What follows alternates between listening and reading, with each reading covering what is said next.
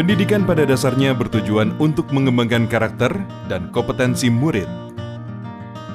3 komponen penting dalam pendidikan meliputi kurikulum, pembelajaran, dan asesmen. Asesmen diperlukan untuk menilai efektivitas pembelajaran dan ketercapaian kurikulum. Informasi dari asesmen nasional dapat dimanfaatkan untuk memperbaiki proses pembelajaran.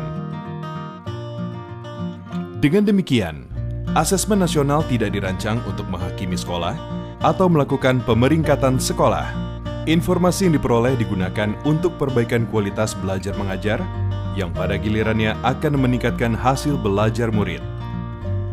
Asesmen nasional dilaksanakan dengan menggunakan 3 instrumen, yaitu Asesmen Kompetensi Minimum atau AKM, Literasi, Numerasi, Survei Karakter, dan Survei Lingkungan Belajar.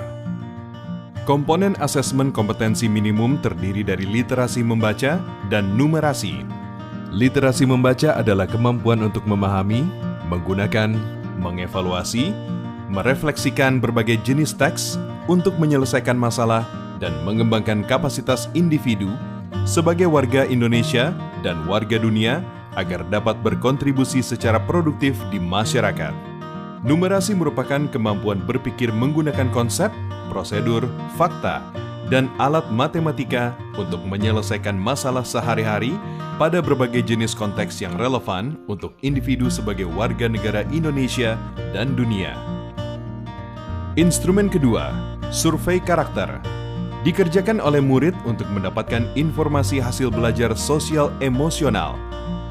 Survei karakter mengukur 6 aspek profil pelajar Pancasila, yaitu beriman dan bertakwa kepada Tuhan Yang Maha Esa, serta berakhlak mulia, berkebinekaan global, bergotong royong, mandiri, bernalar kritis, dan kreatif.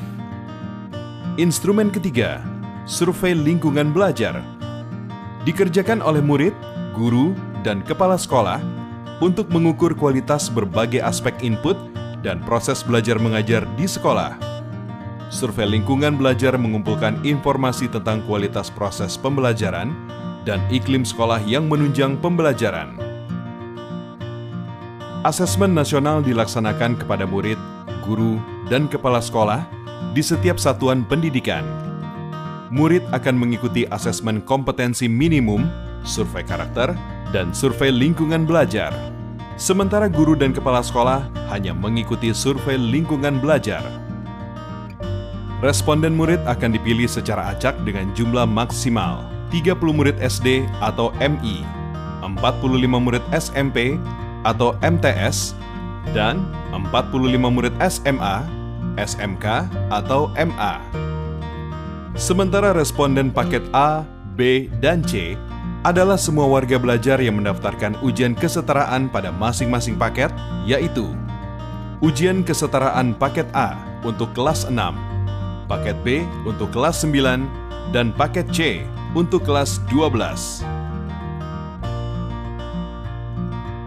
Dengan melaksanakan asesmen nasional, mari kita tingkatkan mutu pendidikan di Indonesia.